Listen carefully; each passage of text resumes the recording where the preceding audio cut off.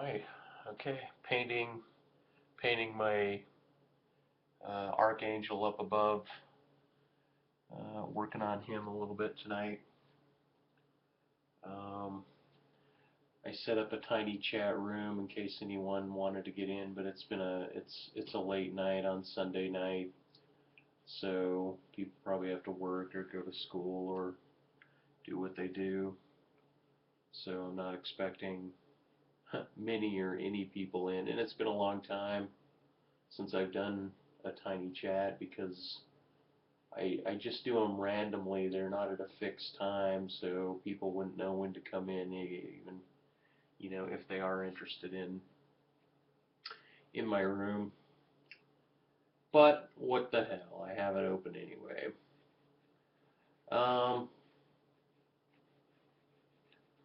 I wanted to talk about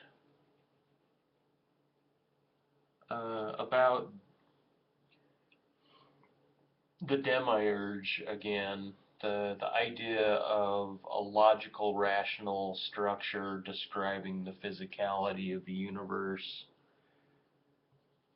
and how that doesn't relate, how it's separate from the psyche, how it's separate from raw associations, meanings in synchronicity or diachronics. This idea that um, to think reasonably all the time locks you into a sense of materiality, and that sense of materiality draws people into a metaphysic of naturalism, and they can remain stuck in that metaphysic, um, always only looking at a pragmatic view of their universe, uh, separating themselves off from that universe. And so the Demiurge is that rational structure that is how logic and reason lay on the materiality of things, and it's in discord with the idea of the psyche and how important the psyche is. And this makes me think of the war, the verses between epistemology and ontology. Everything that you know about what is makes epistemology stronger. This is part of the psyche. This is the elevated. The demiurge is the knowledge of the ground. So I paint the underworld. Um, the holon. If you think of a top-down approach, a top-down approach to your thinking,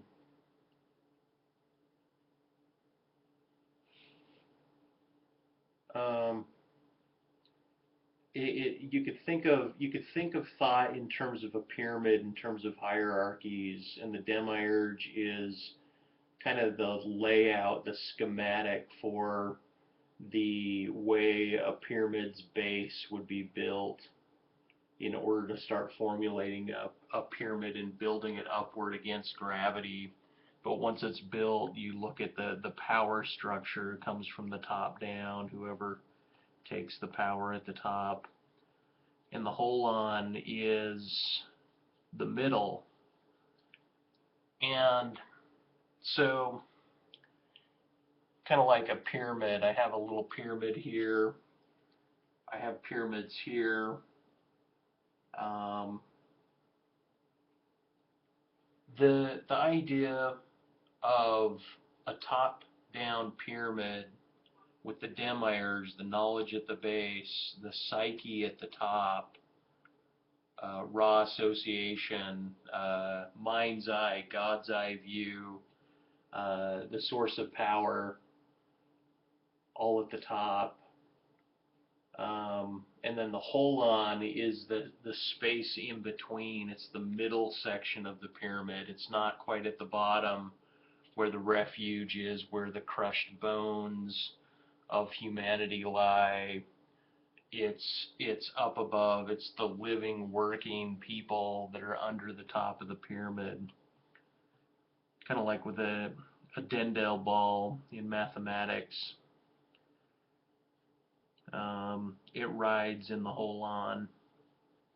And so if you think of a pyramid that way, and then you think of the pragmatics and the physicality on the bottom, and that's where the logic is in order to order the universe, and then you, in your mind, flip the pyramid upside down, and you put it as an hourglass above the previous pyramid, and you try to make the kind of a mirror image of your psyche. You flip it upside down, and it's point to point where the psyche, where the God's eye view lands.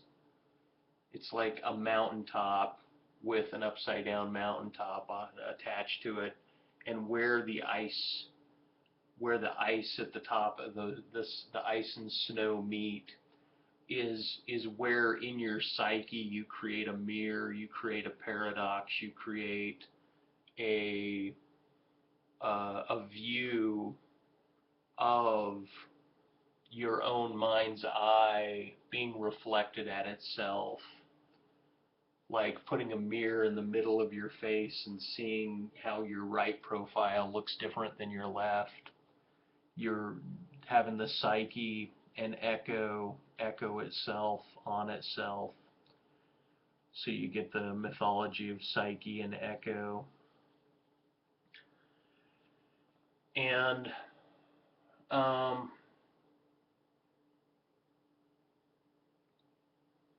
what meditation seems to come after that is bringing the Demiurge, bringing the logic to the psyche.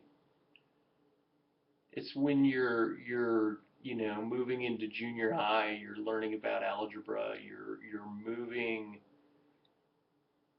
logical, rational structures into your mind's eye, and it would be as if these two pyramids, point to point, are shoved into one another. That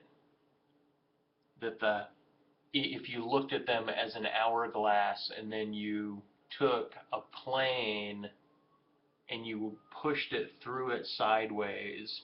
I want to animate these someday, my point here, to move through this psychological, spiritual evolution where you push the pyramid into itself so it looks like a Merkaba.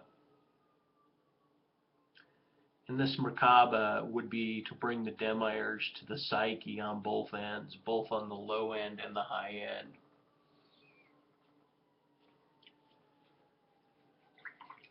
So everything in the mind's eye is now logical, and everything on the ground is logical, and everything on the ground, so to speak, the phrase "as in earth" or is as in heaven. And so you get this Merkaba based on two pyramids going through one another, an evolution of the psyche, and they're mirrored together. And the Merkaba as meaning for carriage At this point, you may generate a self-identity. In order to flip the pyramid upside down in the first place, you kind of have to deny and contradict the ground. You have to replace it, make it dual, flip it upside down, mirror it. So there's a certain denial process that goes on because contradiction should also be occurring. When you learn logic, you learn the law of the excluded middle, and you learn the basics of identity and contradiction. And here is also where people learn about irony, because they see dual contradictions occurring at the same time, and they can find an irony in that.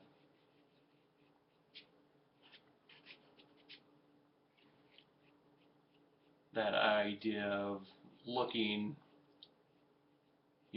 well, let me see if I can. Well, it's not important that I give an example of irony, but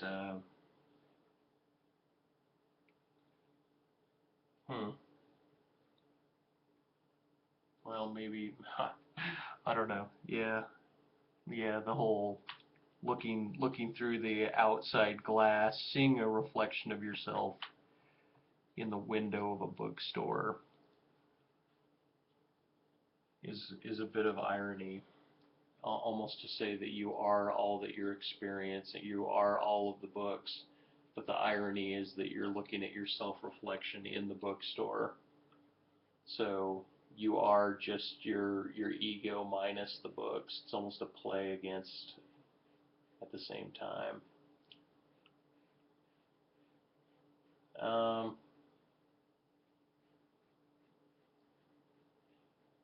Anyway, if you self-identify with contradiction and irony, and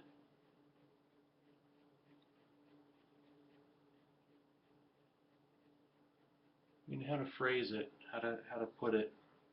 If you are going through psychological turmoil and you're shifting your paradigm and you're being guided down a certain pathway of thinking where there's certain things that are forbidden to think about, and you're finally denying that, you're flipping the script, and you're allowing yourself to think about things that are previously held as contemptible, forbidden,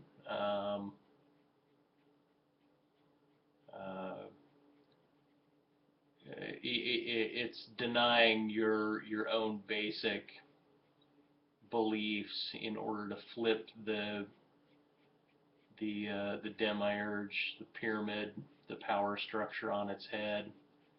It's like people that switch political parties, people that switch nationalities, people that change religions, people that leave certain vantage points for other vantage points. They're making these huge internal shifts, and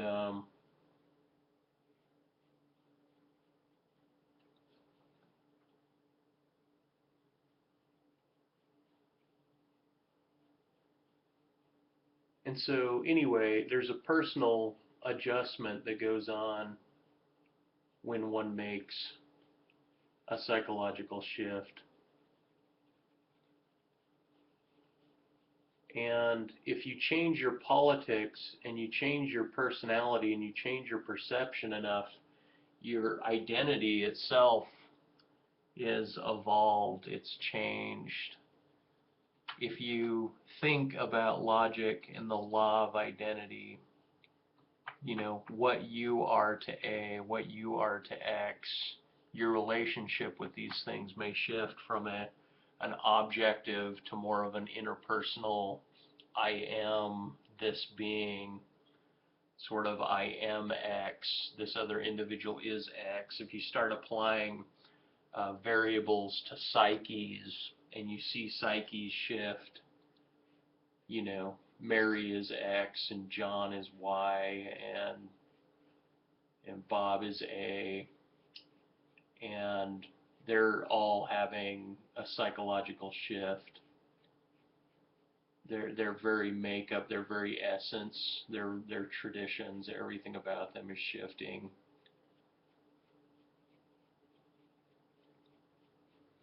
If,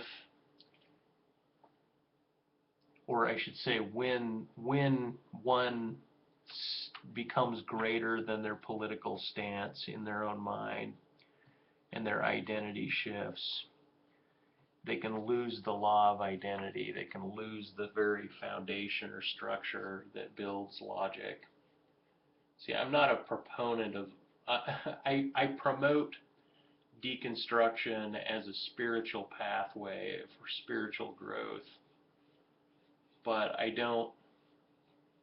I'm not saying apply non-logical systems to your day-to-day life, but see how and when they're useful and when they're not useful, such as antinatalism,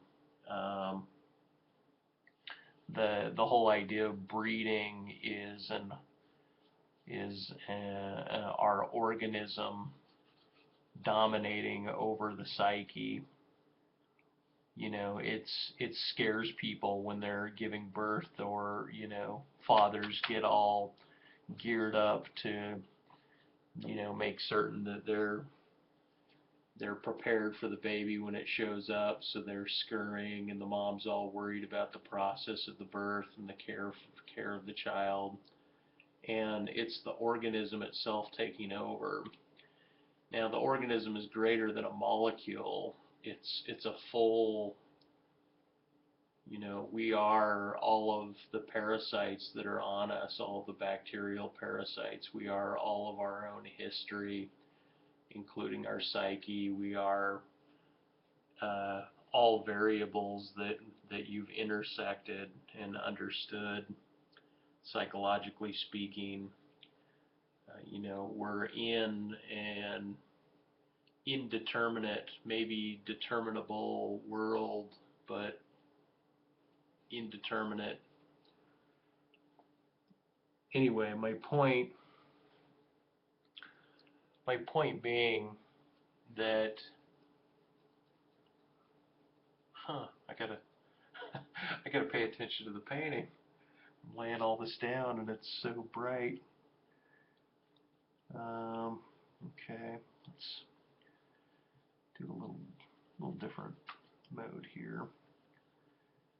Anyway, okay, so you got a demiurge, you got a holon, you got the top of the pyramid, you got the pyramid upside down on top of itself, just that meaning of two pyramids on top of itself.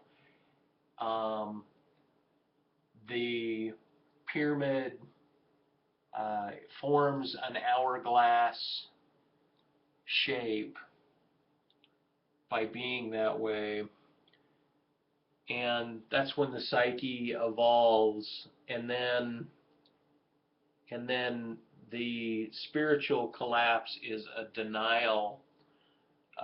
It's ramming the mirror of the psyche into the original demiurge, and it's ramming the original psyche into the mirrored demiurge. It's where contradiction lies, it's where denial lies, it's where identity is lost and shifted. It's also where one's chakras, if you look up the chakra system, you will see the center chakra and the sacral chakra are symbolic of the Star of David, the Merkaba. And it's because this process in meditation, in life practice, in chi, requires to grow, you have to shed your skin. You have to deny the self. You have to move the way the universe is moving you. And my video itself, if you're watching it, may be functioning as a synchronic event to gear you up or to have you change significantly your viewpoint, to become, to evolve, to move at a core level, to shift at a core level, to let something that you believe in preciously fall to the wayside, ram it into its own self-denial, mirror it, both believe it and deny it at the same time, move into a paradox of contradiction. This meditation, as far as Kundalini rising up into the chakras, should cause, a pyramid up, an agreement of power as you know it, as you birthed it, as your ego believes it, an upside down pyramid, the mirror of it, the denial, the other, the exception, the combination of the two. This allows. See, the only meat I'll eat is fish on rare occasion and snake. Eat the serpent, drink the serpent. The tree of knowledge was not an apple. The knowledge itself comes from the consumption of the snake, the consumption of the serpent. That releases the Kundalini. That's a secret that I know from personal experience. So if you can get a Habu snake in a bottle, feel free to get that and drink that. This video is, obviously for me, it's a self-reflective video. Later on, it's for me to encourage myself to go through the same Kundalini practices that I had gone through in the past in terms of meditation. The numbers 5 and 6 are really important meditations. 5 for the pentagram, 6 for the Merkaba. The matching those two together, because the pentagram is in the shape of the body with the 5 points, and it's your job to move through the Merkaba, through the carriage. And when the carriage approaches, there should be a complete denial at that point of your environment and a complete acceptance of your environment at the same time. Meaning you should be denying the reality of your environment, and it puts you in that scope of the matrix where you start analyzing your environment as a false, yet non-falsifiable environment.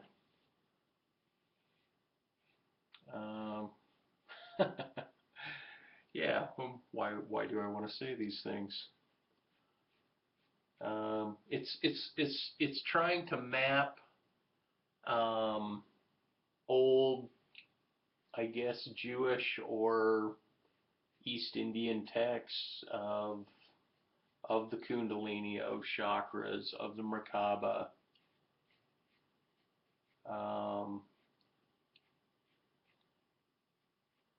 And there, ultimately, there should be a sensation of burning that comes with the release, very heightened temperature changes in the body that feel as if they're coming from the outside,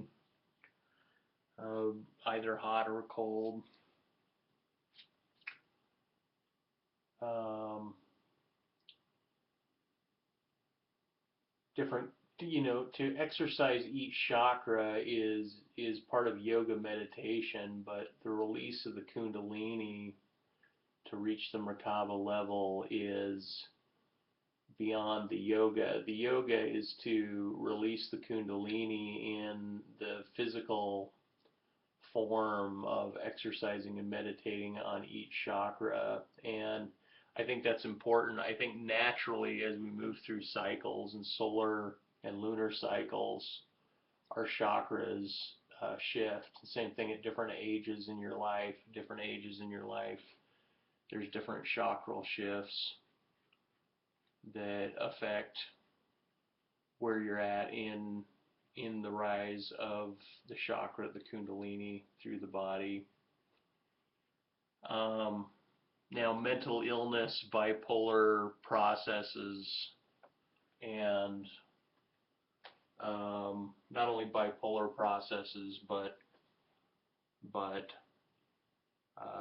schizoid, any general psychosis should be viewable when one has reached a self-destructive point, a time of self-denial, of environmental collapse, environmental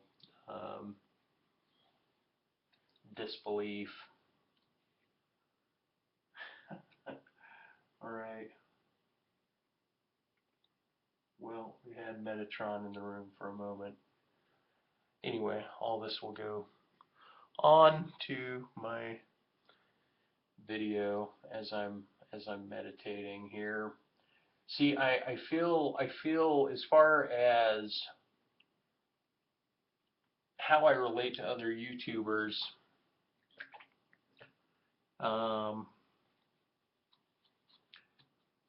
and well, yeah, how I relate to other YouTubers. Like I am connecting heavily with Eric Orwell. I'm connecting pretty heavily with Thou Art That. I listen to the reasoned logic of Emendum, and I see this reductionary collapse to the physicality mirrored into something he keeps calling the life game. And the life game apparently is that you have to eat, and then you have to seek out money in order to eat and provide yourself through a deprived environment. And he calls that the life game, which incidentally is kind of funny because he was going through words that need to be cut out because he's reducing the language. He's taken the central logical structure of the language and he's trying to exclude associative meanings to a vocabulary that happens to fit his vantage point, his philosophical vantage point. And in doing so, he'll run into violations himself because he'll use terms as God,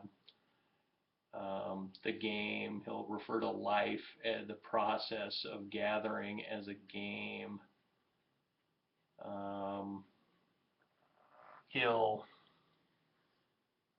So he'll refer to the life game, which itself is, it's not a game unless, well, it's a game for those who are internal to it, but it's not a game for any intelligence in his vantage point from the outside to be playing us like puppets.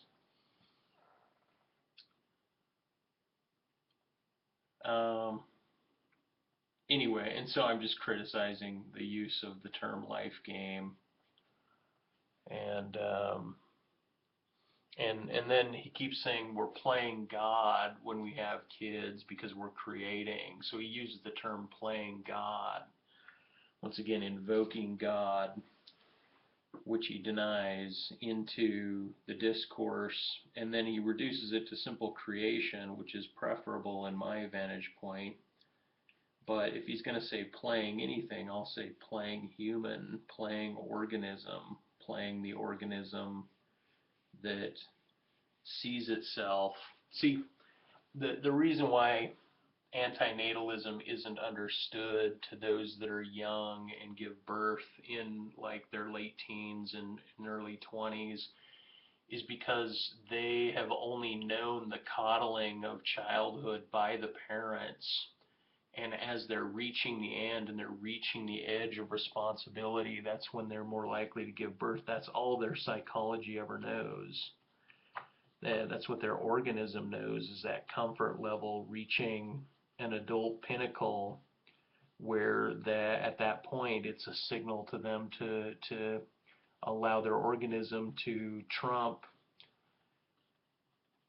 They don't even think about it. It's the organism itself is just going into breeding mode.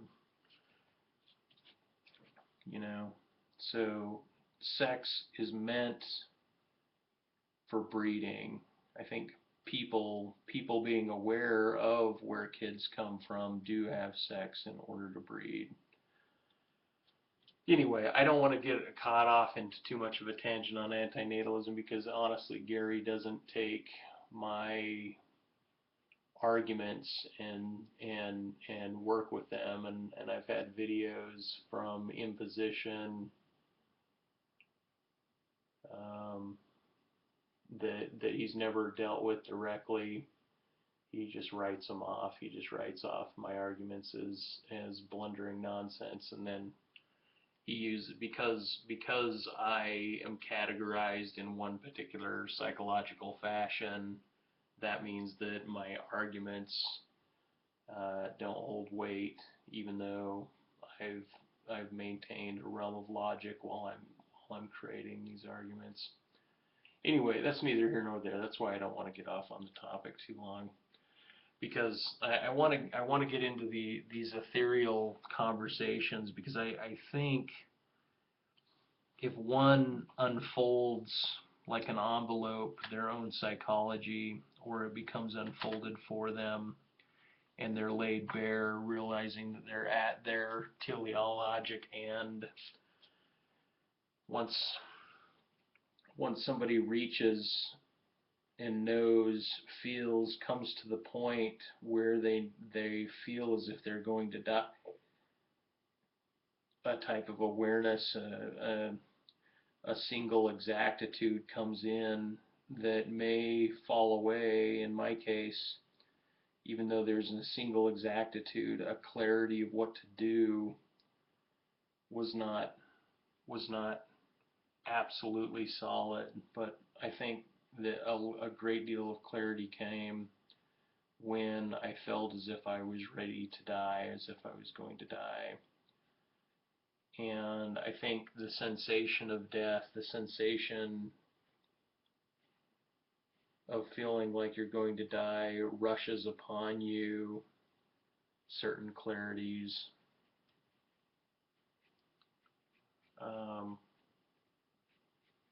certain thoughts and angles about what your identity is.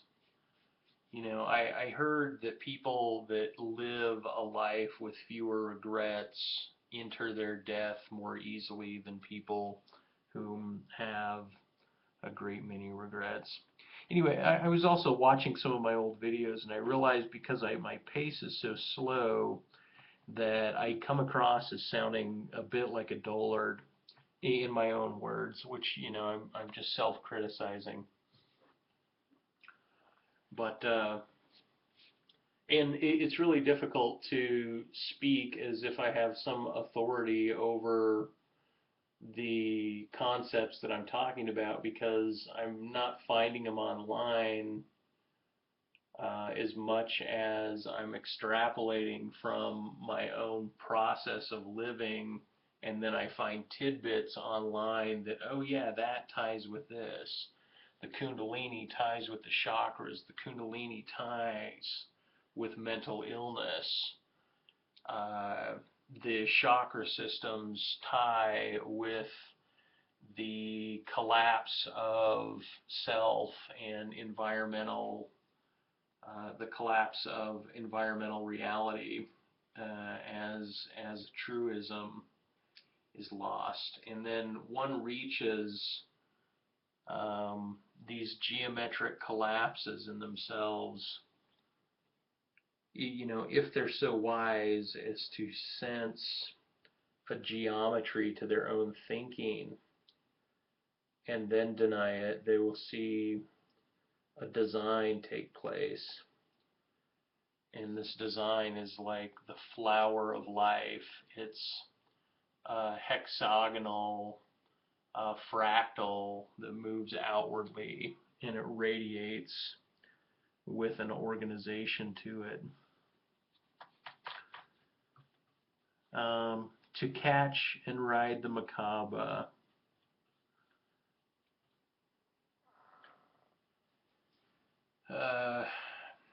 Ayahuasca, people that take ayahuasca often report that they see aliens, that there's an intelligence that's watching them from the outside.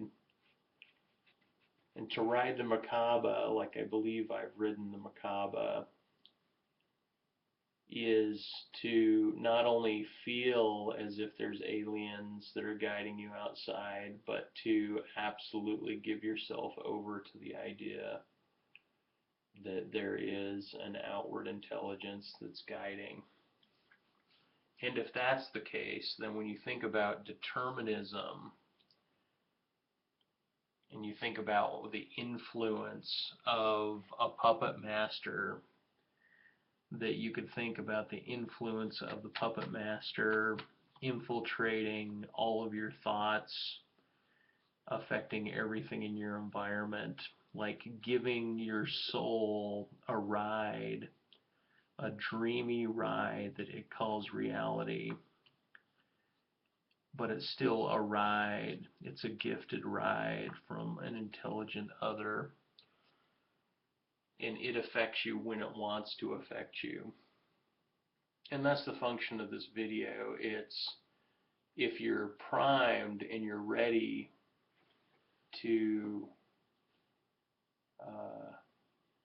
consume the snake, to break the self as a pentagram, to move into a Merkaba by denying the Demiurge,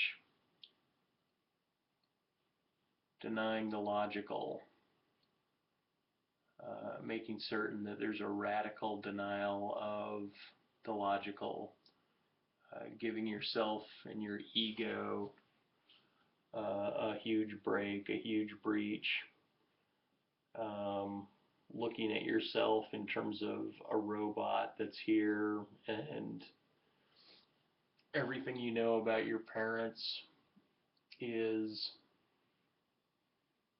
both true and it's a conditioned lie. If you have children already, they are, as you know, as alien to you as they are the offspring of you. They're independent creatures that you're formulating, and you're an independent creature that's living. Anyway, why am I talking about that? I don't know. Let's see. Well, I got somebody in the room. No questions. If you have any questions, let me know. I'm just leaning here and rambling ethereal nonsenses back to myself. Ba, ba, ba. Or, it doesn't have to be a question. You could just say anything that you want, or you can sit there and listen. But this is what I'm working on.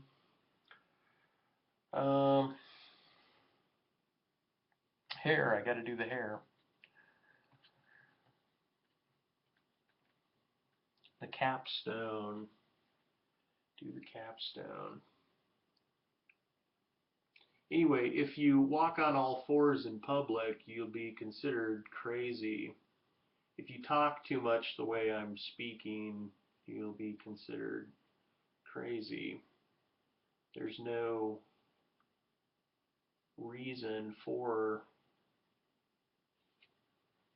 a person to speak about Kundalini rising and shifting into a Merkaba and finding one's God in kind of a Jewish, Judeo-historic tradition.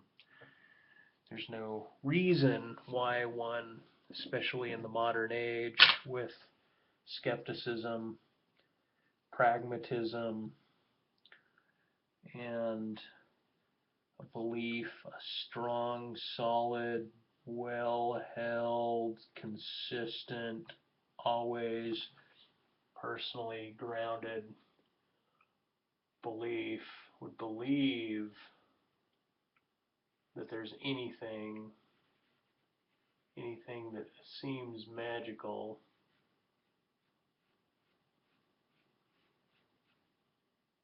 that should affect them, that should change their mind about how things work. And they can uphold the modern age, not as if they were gifted into a world that has cars and technology. It's not as if their soul was placed in this exact environment for them to do something amazing, react to the environment itself in an amazing way, to radically change who it is they thought they were.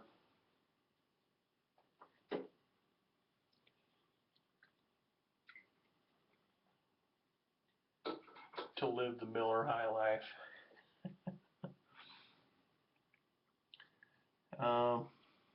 Gotta change my water. Grab another drink.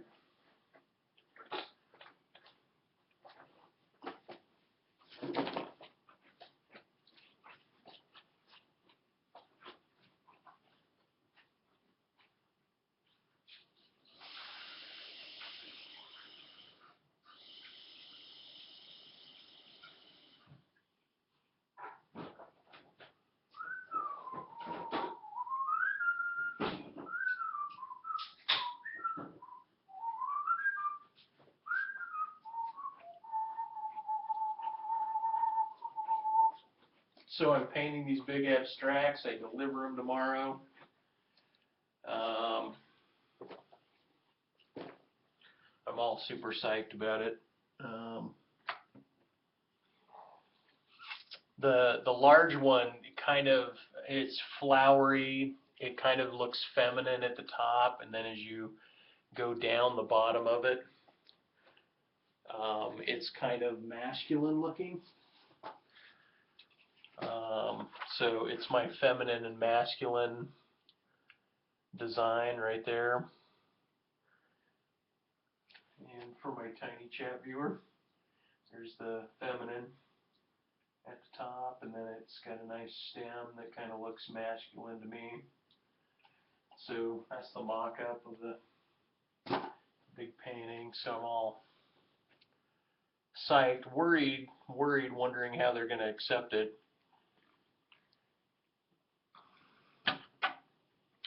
But what I was speaking of in terms of, trying to penetrate some transgendered, a lot of people, men and women, when they fall into crisis mode or they're having a shift of psychological conscience, they'll become transgendered.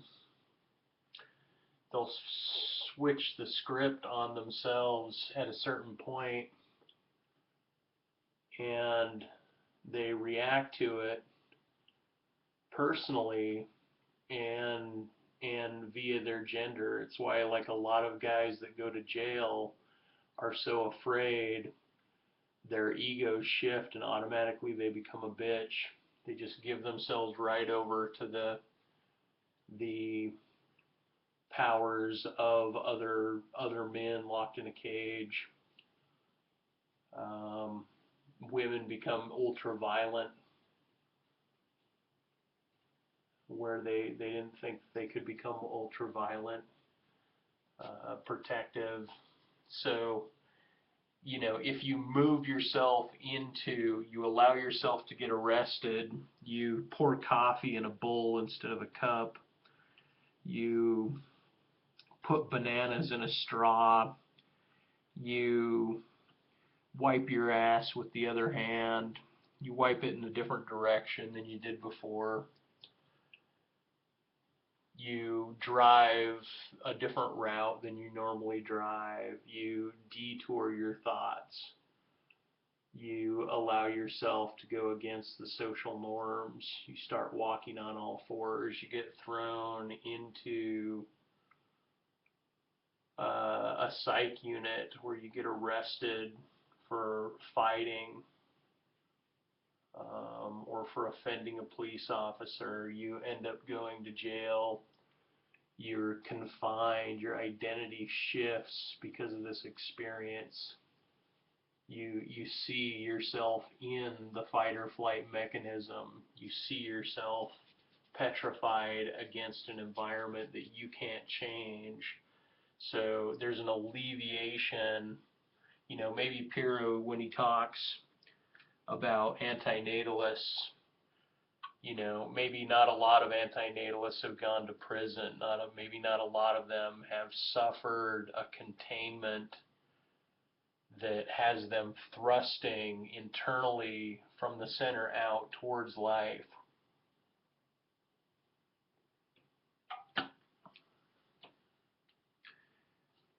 I say this because part of my job is to think about an organism that takes over the planet. I mean, we are not parasites of the planet. We are native inhabitants.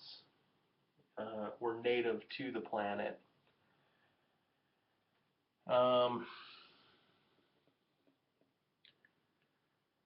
So this indigenousness,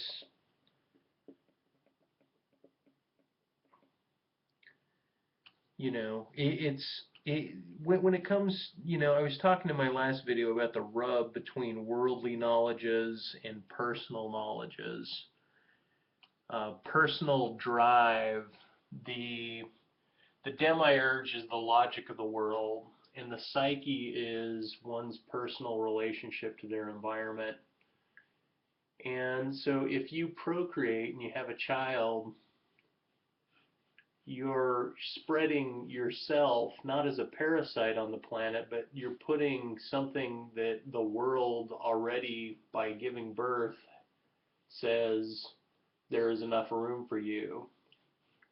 And we can populate the planet significantly more and more, and then the worldly knowledges will keep compounding against the processes of human and the existence of humans.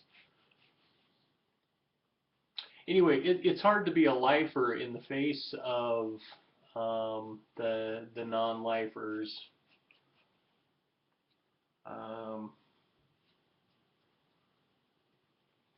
But the whole idea that I'm trying to express is finding one's central power and form and an identity, and being brave enough.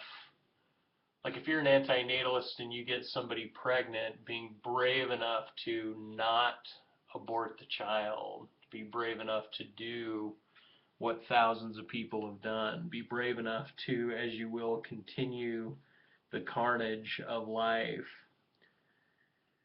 Now, a transhumanistic goal would be if you give birth to a child, you're not making the child suffer, you're not jamming yourself into the future through your child proper as much as you're allowing your child to experience a possible event, an upcoming event which would be something like an intelligible singularity that would re-reflect upon its own ancestry. And so there's prayer ancestry. I'll link you guys below to ancestral worship videos that are active today by priests and priestesses. So I'll make certain to put that in the low bar. And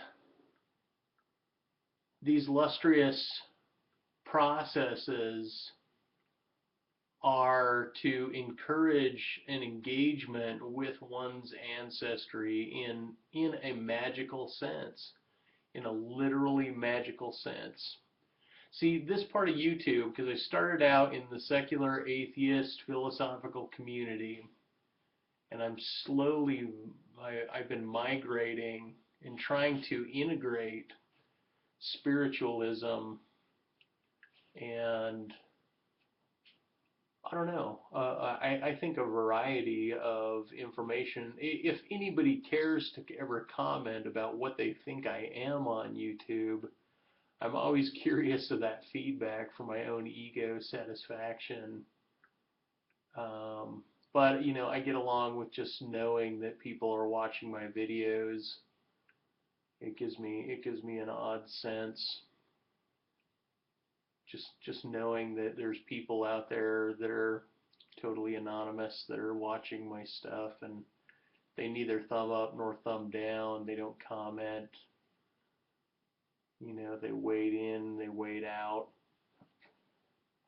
I think I'm, you know, I'm just this other guy rambling, and what's the point of it all?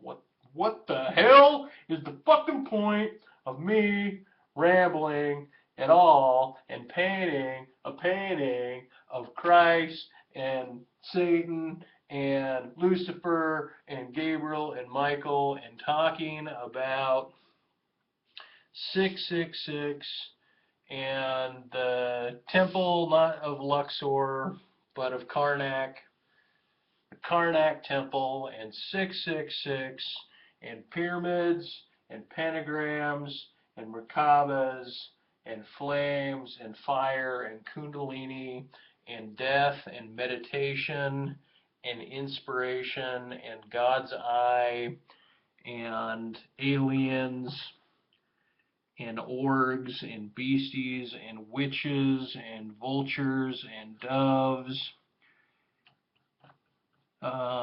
pets, loves, ancestors. What's the point of it all? Why am I here? Why am I here talking about that? Why does all of this stuff, from Orpheus to Kronos to Echo and Psyche, from Plato to Wittgenstein to Derrida, William S. Burroughs, my favorite authors,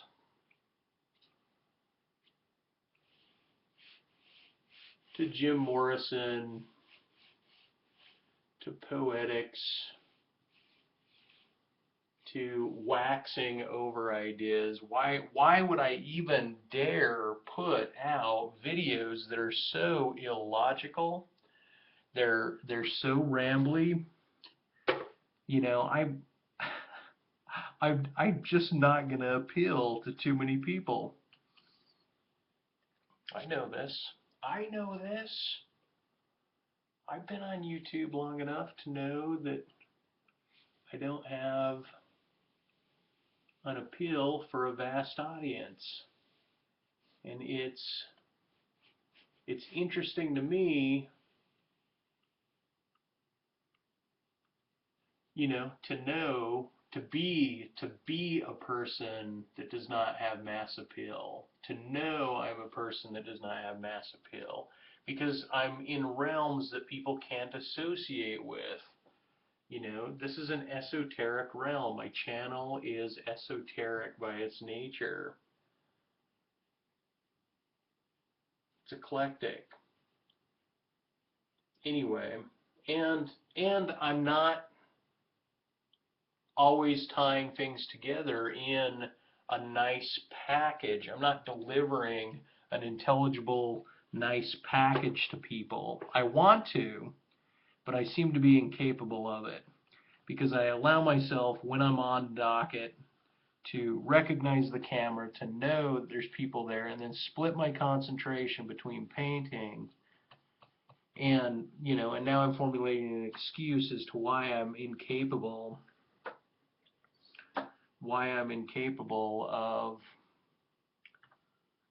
of giving a nice intelligible package of the unintelligible to people and hoping that there's something that they get out of it.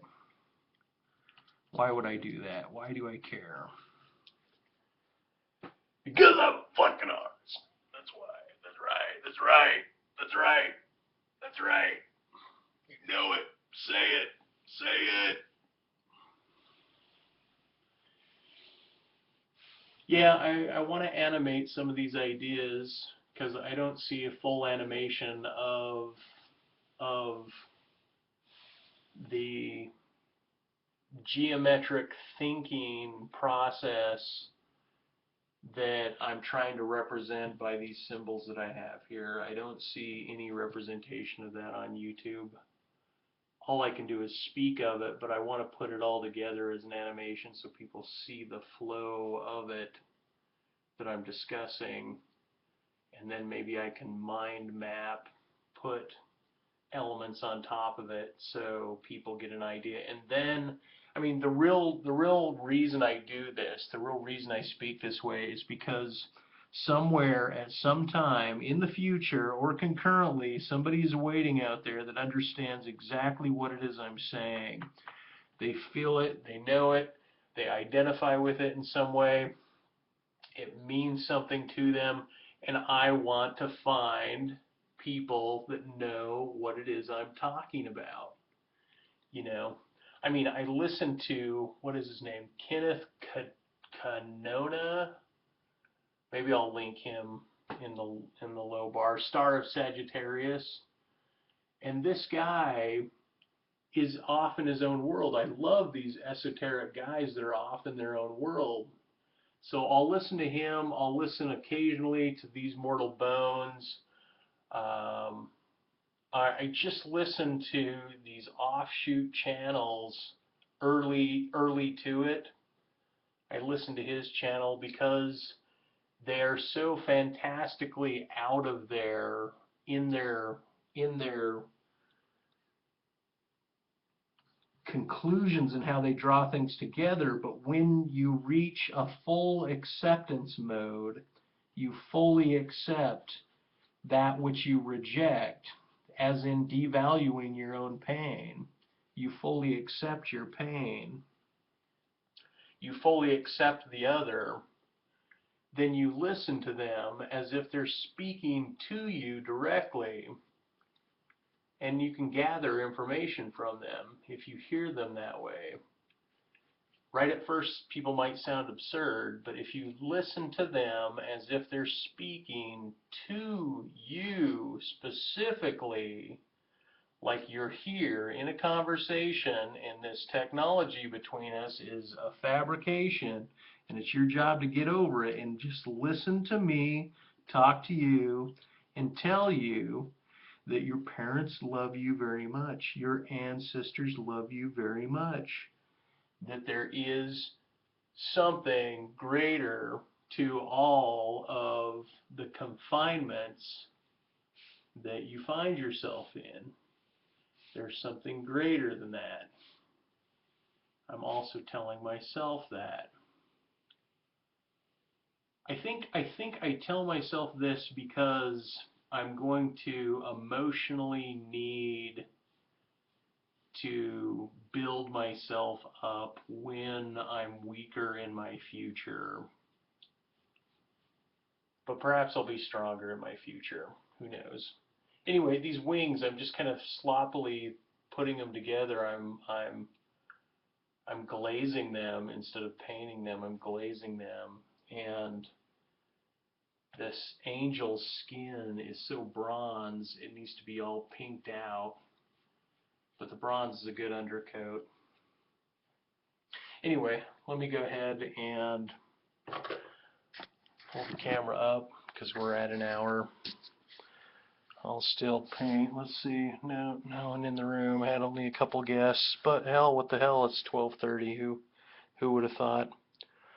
Okay, as you can see, the skin's all bronzed, and angel wings are touched a little bit. Okay, so pyramid as top, spinning as spiral. If it's on a mirror, then it would be like two tops, one against the other. The Demiurge would be the edge here, the bottom where the wood is. A hyperbola would be a plane moving diagonal through the hourglass, reaching the center, getting these points, these auras, these reflections to meet each other, like a pyramid, one on top of the other. And then the pyramid, like a pyramid, one on top of the other there. And then it would slide into one another like Merkaba, the Star of David there. And that this is a soulful expression of the chakra system. But bummer me, I never painted the chakra system in the painting. Anyway, I'm half embarrassed of this video. And no, I'm not drunk, and no, I'm not on anything, even though I am sipping on a beer. It's just,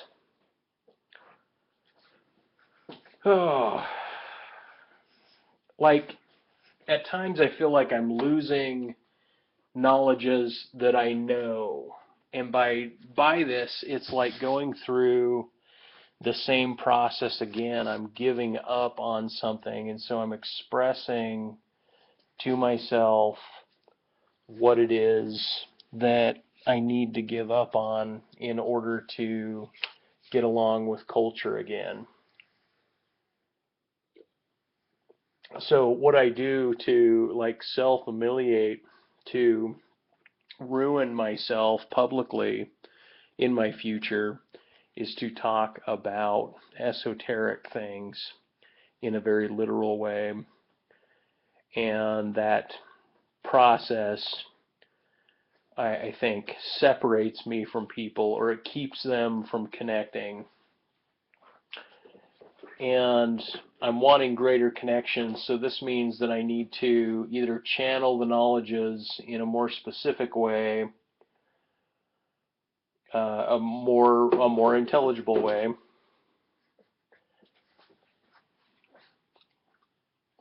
or drop them all together.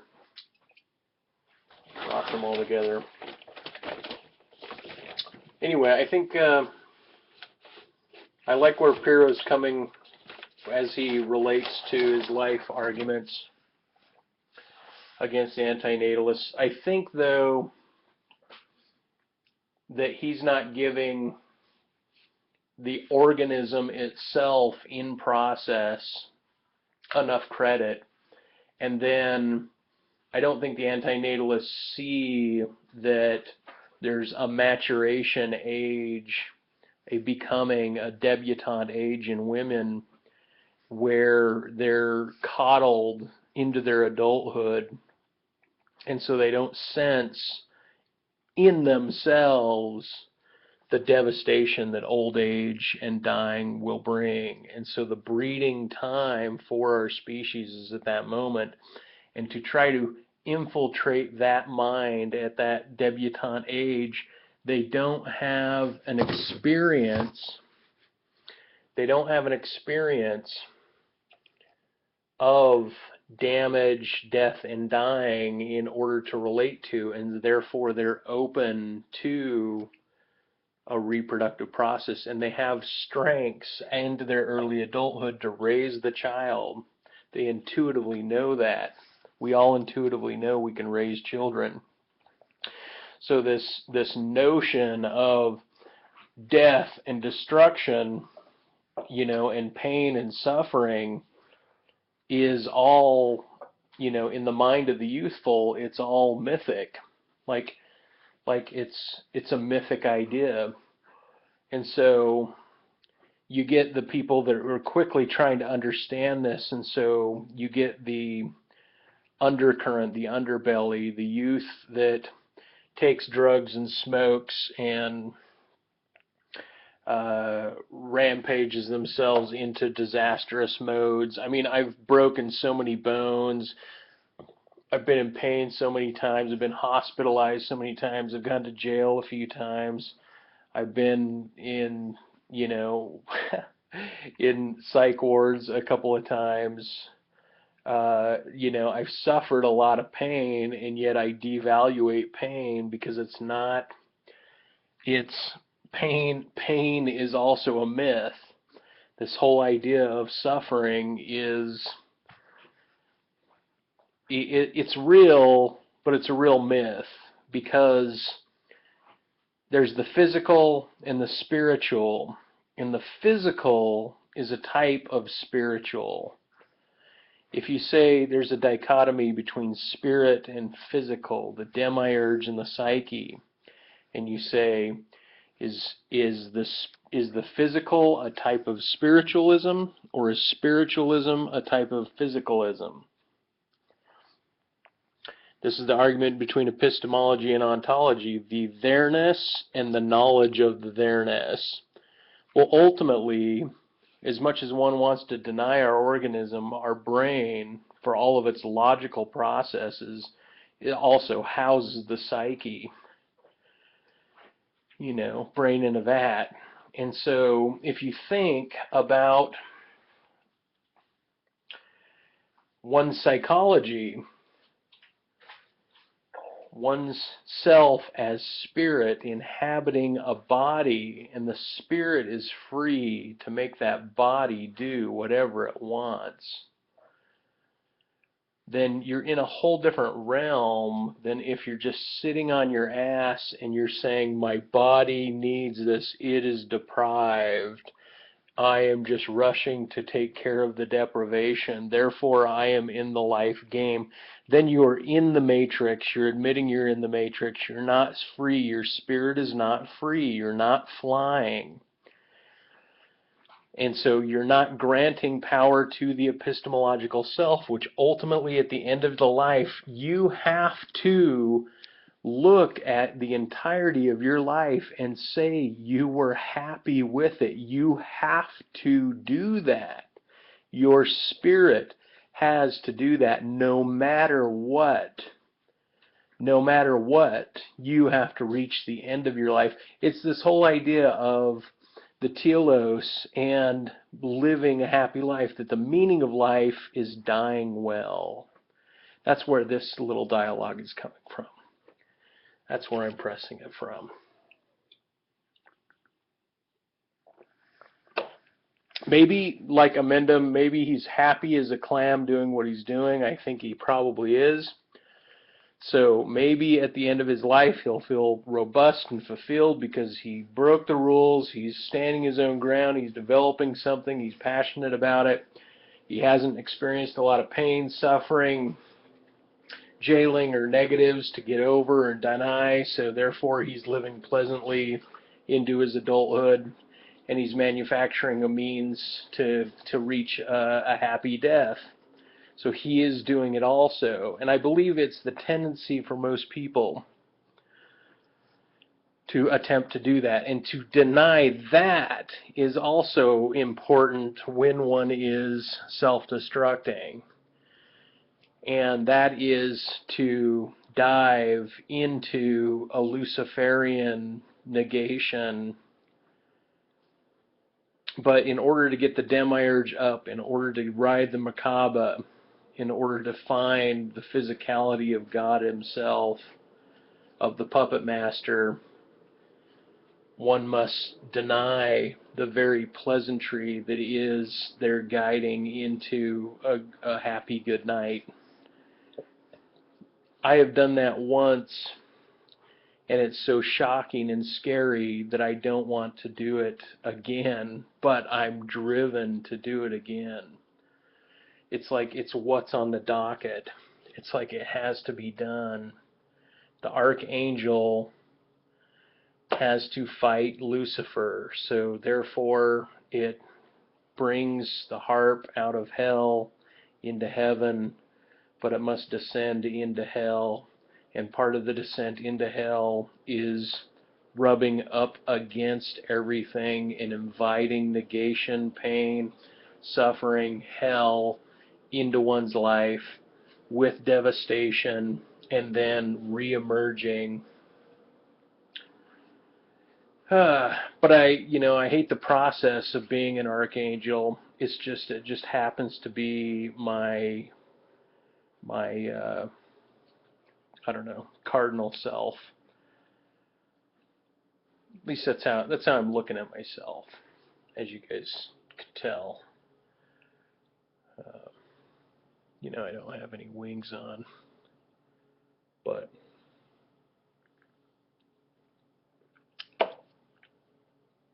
thou art that.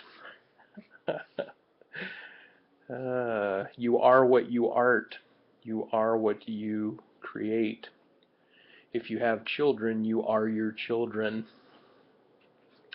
That is part of reason to have children. You are what you create. And they are a part of you. And this is a cycle of bondage and relationship that carries on. And if there's more of me in the world, I would be happy, because I think I can handle well, fuck that. Fuck both those statements. There's just one of me. I know there's just one of me, but I mean, finding a kindred spirit is important. But what was I getting at? Oh, handling damages. Like, I'm still, no matter how damaged I am, I still have positive things in life.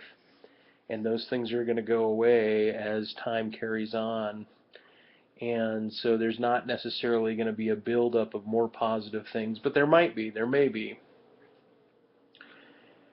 And so if I do anything in my youth, it's a legacy for my adulthood. It's not about money and prosperity and comfort and having nice things.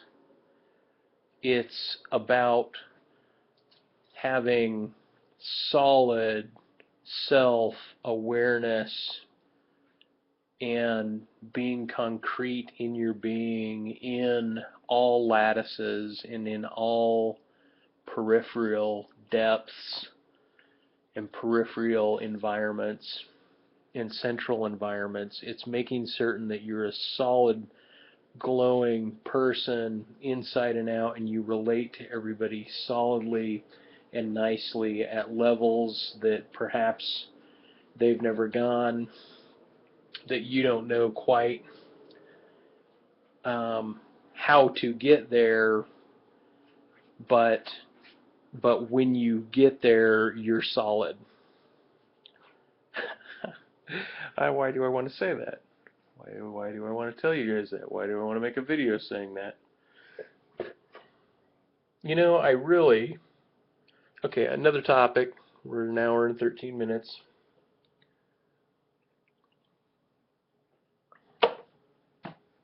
I really,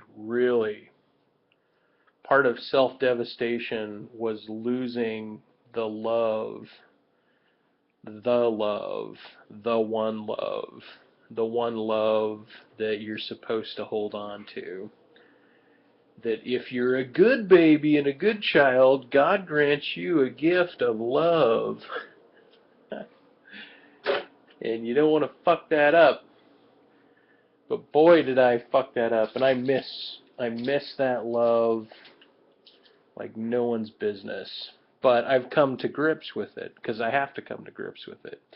And now I await a new, greater, covalent love that surrounds that one historically, and it turns me from a hydrogen atom into a helium atom. I get another electron, and I get another neutron and a proton.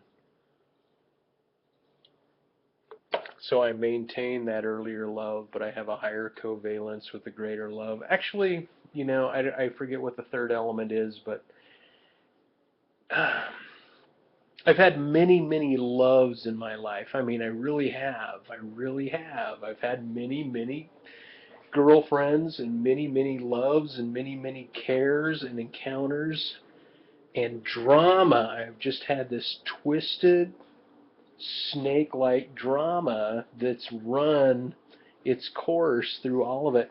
And I'm trying to annihilate the drama, and yet I'm holding on now. I'm holding on to expressing a psychopathy, a sociopathy that is not conducive. Even my background of breaking myself it rubs right against and becomes a sociopathy. And I don't know what to do with that in terms of future relationships. I think it's coming alongside the annihilation of the drama. I'm trying to put a head on it. Like, I can't deny the dramas of the past. I would like to hide them and carry on with my life, and I think most people do, but instead what I did is I put a big red mark, a big red A on myself, and I carry through life. Okay, here's another topic, last topic, but this one's needed because, fuck, if people put this over my head all the time. I mean, people don't. An unnamed person puts this factoid over me. As far as communicable diseases from living a sexualized life, I have picked up HPV. So I have HPV, the human papillomavirus. Okay, there, I admitted it. So what now? So what now? It's part of the public record. I'll say it. I'll say it to anybody.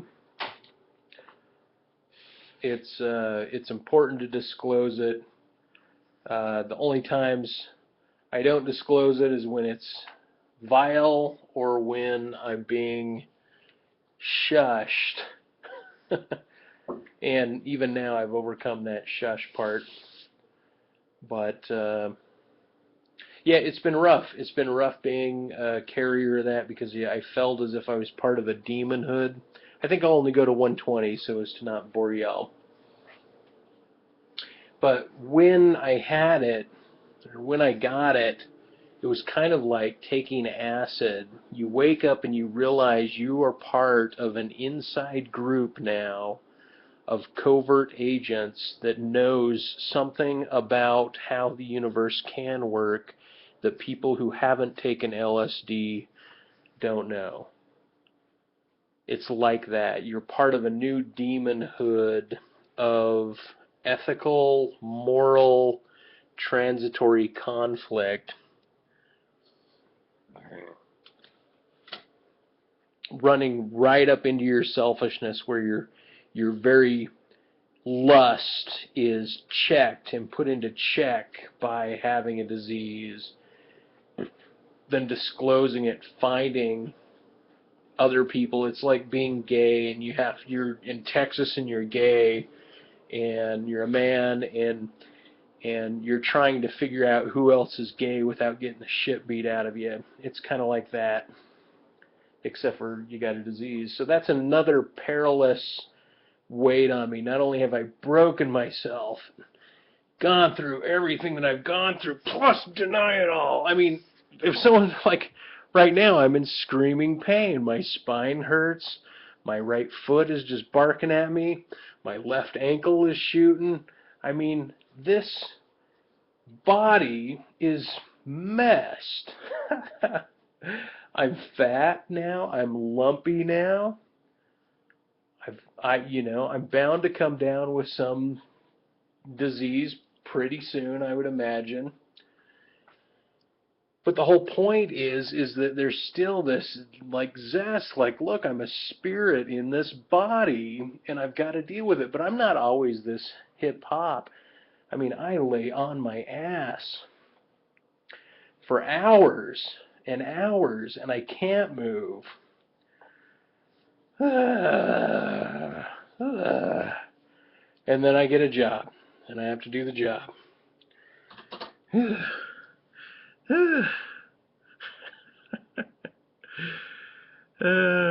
Thinking about getting a mohawk, a new mohawk. Yeah. I like my old mohawk. I like that sensation.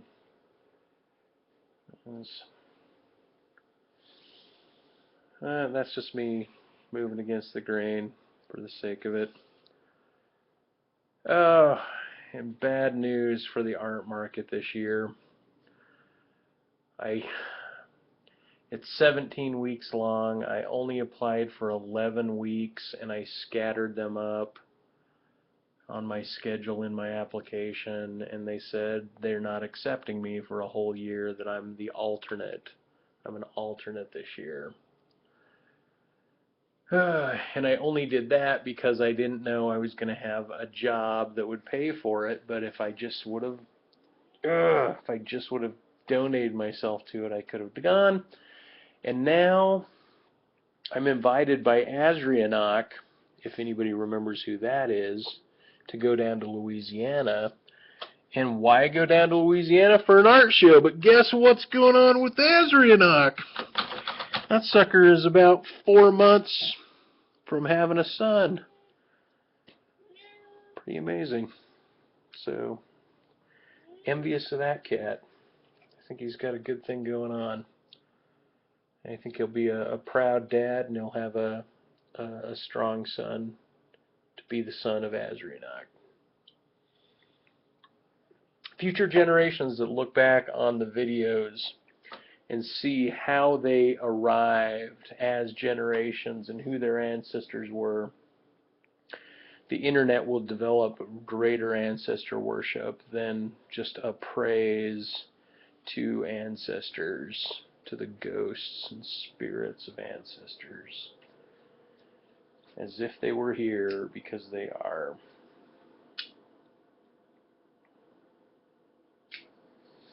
Okay. Cheers out. Low bar. Kitty says meow. That's right.